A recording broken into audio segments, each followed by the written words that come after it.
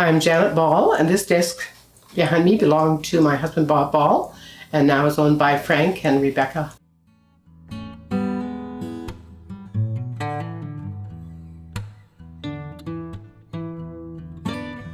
So this desk belonged to your husband, Bob. Yes. Can you tell us a little bit about Bob and who he was and what required you to purchase this desk? Or what required Bob to purchase this desk? Well, Bob was my friend and then my boyfriend. And then we broke off and dated and broke off and dated until we finally decided to marry each other at 21. Right. I was 21 and he was 22. And then he worked in a gold mine for a year to get enough money. And sorry, when did you get married? In 1952. 1952. Okay. And he worked in a gold mine for that year. We went up to Yellowknife. And he worked in the gold mine to get enough money to go back to university. Oh, right, yeah. Was he actually sifting for gold out there, or? Well, he worked in underground in the mine. Okay, yeah. And I can't remember the name of what he was, but they used to climb ladders up, and the gold, there was like a train or an underground train, right? Boxcars where they sat in, and I think they just sifted. They didn't sift it with pans, but they had machines where they chopped off pieces and so on. Oh, wow. Dirty work. And early in the morning, in the summertime in Yellowknife, it was dark when he went to work and dark when he... Oh, boy. No, in the wintertime. Dark when he went to work and dark when he came home. Right. And in the summertime, of course, it was light when he went to work, and then it didn't get dark until about 10 or 10:30 at night. Right. And he did that so he could go to McMaster and get his Bachelor of Divinity. He had his Bachelor of Arts already. Right. From University of Saskatoon. And he'd been in agriculture in the University of Saskatchewan. Right. And then, or University of Saskatoon, and then he felt called to the ministry, so that's why he got his BD, his Bachelor of Divinity. And our first assignment was Kitimat in the Northwest Territories. Okay, yeah. Mm-hmm. Yeah. So that was... 1952, and Nathan was born. Our first child was born in 53. Yeah. In Yellowknife, and then we went down to Hamilton by train. Well, we flew from Yellowknife to Regina. Right. And then took the train to Hamilton to university. Right. Mm-hmm. Wonderful. And so fast forward a little bit, and Bob's looking for a desk. Well, we renovated an old house, and we moved to First Baptist, where Bob was called First Baptist youth minister. Mm-hmm. And we had a bedroom and a big porch at the back on the second floor. And we decided we'd include the porch into the bedroom, and so we renovated the whole thing. Oh, wow. So we had this big bedroom, big walk-in closet and bathroom, and the bedroom was big enough to have some nice furniture in, and we looked in the stores in Calgary and couldn't find anything that we liked. And I think I can't remember that he had a catalog, but he must have had one. But we wanted something in dark, and so we got this catalog and picked up the furniture. So we got a bed and a chest of drawers, which I still have in the apartment, and two chest of drawers, a man, one for the man and one for the woman, smaller one. And two side tables, and the desk and the chair, and I got a secretary desk, and we also got a round table for the living room, which was at Kingsfold for a number of years. Right. Yeah. So this is in Calgary. This was in Calgary. You have a house, you're trying to fill it with furniture, and not liking what the options were in Calgary at that time. Well, we wanted something that was older, that looked older, so our bed has big posts at the top. Yeah. So this was 1960... Well, it was probably 60... No, let's see. It was after that, because we were in Europe in 69, 70. So it would be about 72. Right. About 72. So you're looking around, you see a lot of modern furniture options. Mm-hmm. And for the benefit of the audience here who probably don't remember or know about the fact that you used to order furniture on catalogs. You either walk into a store, and if they didn't have it... And you looked at the catalog. Okay. Yeah. And so the catalog Bob found was for furniture out of Quebec. Interesting. Yeah. And we liked it. We liked the look of it. I can't remember how long it took to come, but it all came together and Right. fit in perfectly. And this was by train, presumably? By train, Oh, yeah, wow. Yeah. So we just had to wait and wait till it came. Yeah, yeah. Do you know why Bob gravitated to this particular catalog? Yeah, well, no, except that it had a lot of pine furniture, and we both loved the look of the dark pine, so I expect that's what drew us. And he wanted a roll top desk, and they were few and far between. They were in antique shops, which we couldn't afford to buy. Right. So, and I don't remember how much this cost, but it couldn't have been a great deal because we didn't have a lot of money. Right. So, but it served all his needs, like it, you know, all the nooks and crannies Right. where he kept his pens and pencils, and he designed boxes that fit into the drawers. So he actually, out of wood, presumably? No, or- one was cardboard. Okay. So yeah. he had little compartments, Yeah. clips and that kind of thing, paper clips and so on. Interesting. So it's interesting to me, you just said that Bob was looking for a roll top desk and he couldn't really find an option. Yeah. So 1969, 1970s, it's fascinating even at this point, at that time, roll top was already antiquated. Yeah. Interesting. Yeah. And so going to an antique shop, were there many antique shops around Calgary? Not very many. Right. There were a few, but not very many that Yeah. I remember. Mm-hmm. And do you remember what in particular Bob was drawn to in the roll top No, desk? I don't know Yeah. why. I think the fact that you could close the lid and Right. lock it, Yeah, and so little hands couldn't get at it fair enough. because our homes then were more separated. Like you have in today's culture, you have an open house, you have an open living room, and Right. I think it was just the fact that he could close it and lock it, and because he did all his business from there. He wrote all his sermons from from this desk, and Oh, wonderful. yeah. So it acted truly as a ledger desk. Yes. Effectively. Yeah. Okay. And for a while, he had a fountain pen where he dipped it in ink. He had a little wee case that sat on the table, and he dipped the ink on the desk, and he dipped the pen in the ink, and Right. the old-fashioned way. Yeah. And then he got rid of the fountain pen eventually, did he? No. Too bad. Yeah. He went to the new modern pens that you could buy at the store. Right. Yeah. Do you remember anything for Bob in particular that was his favorite thing about the desk? And was it, aside from the fact that it obviously locked and kept little hands away? Yeah. No, I think he just liked the fact that there were so many compartments and he could keep things separate. It wasn't just a desk where everything kind of flowed together. So I think, and he just loved the desk, period. Right. Yeah. The photo you were just showing me there, it looks like there's a phone off to the side. Yeah. So for a while, He had in the basement, he had a phone, so he Right. wouldn't have to run upstairs to the phone all the time. yeah. Yeah. And again, for the benefit of the audience, phones at that point were not little devices that you could put in your pocket. Hand. Yeah. Wonderful. Yeah.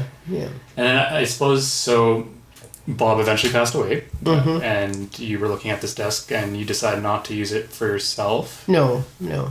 Any particular reason why? No, I had my own little secretary desk. Right. Yeah. And so that's what I used. And it's not that I didn't sit at it and do some things, but I didn't use it the way he did. Right.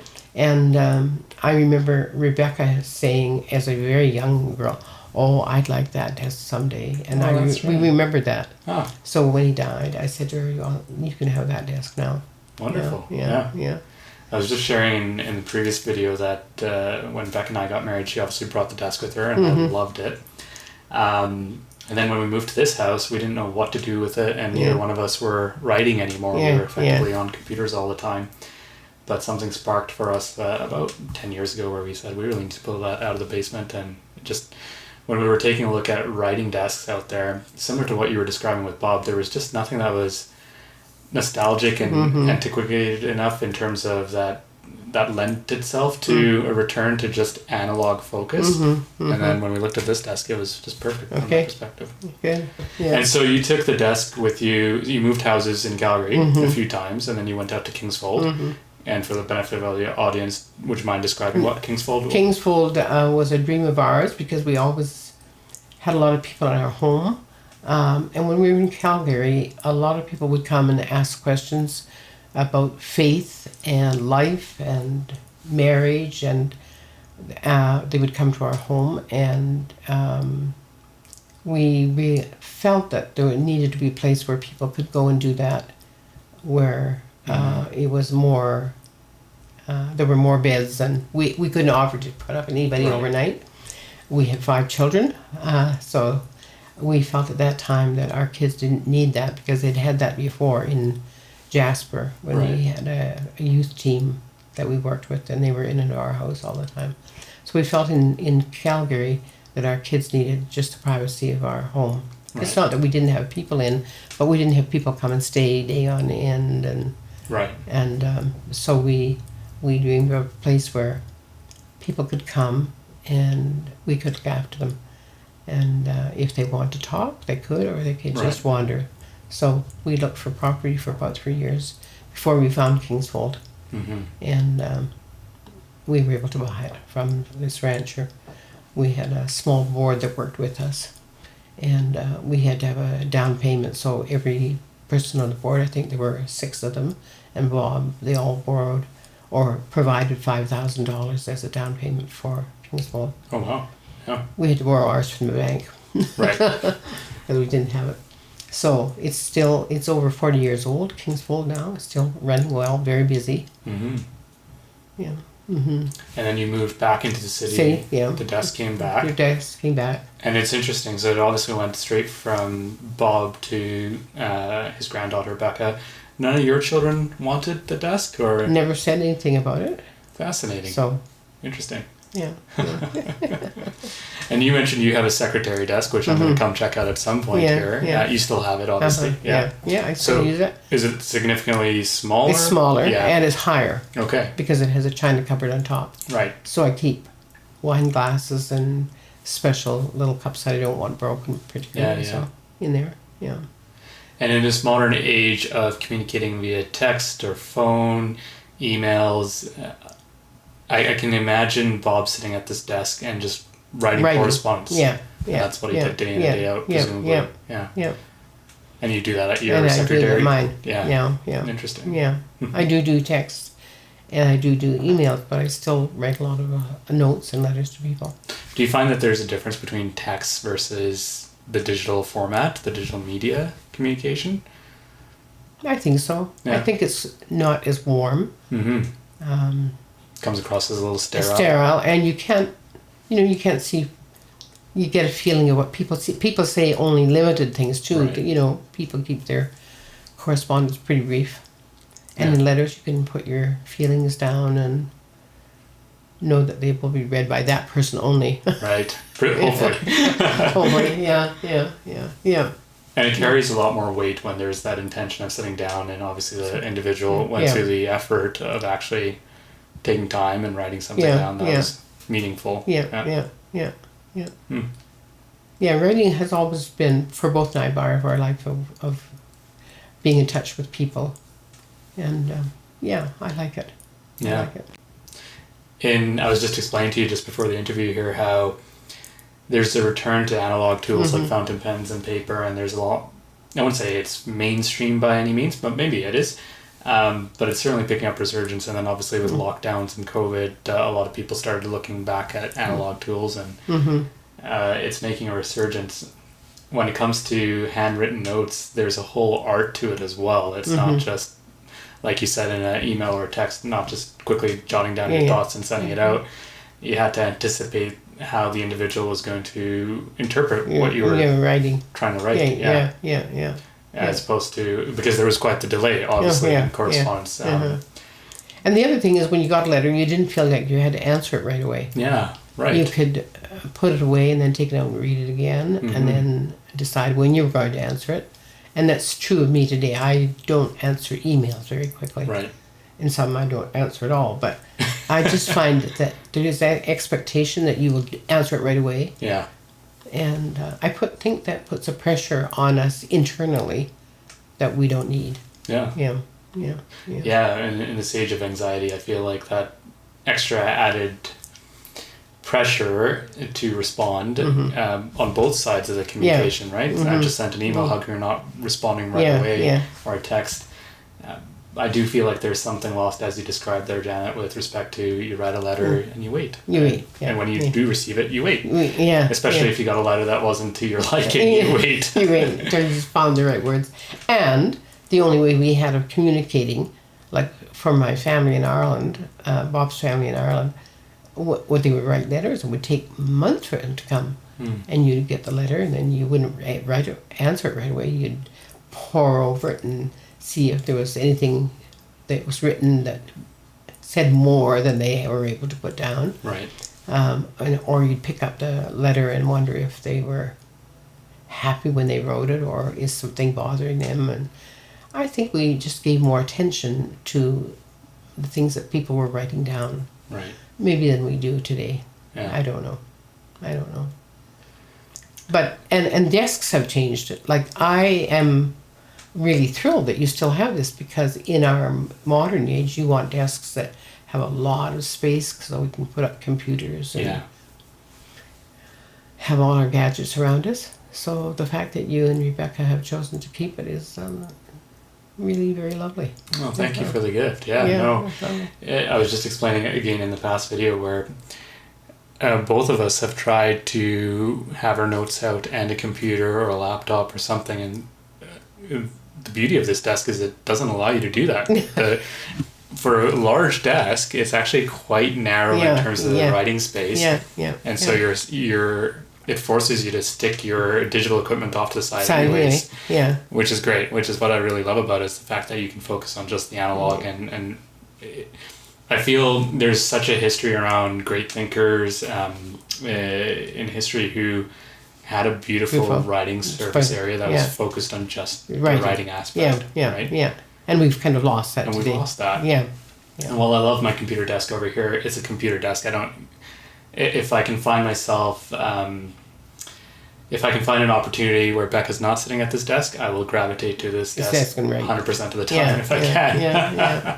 I often wondered about getting the top finished. Bob and I often talked about, because it was all this color. And this is, of course, where he worked. And where you guys work too. So it's the place that's most worn.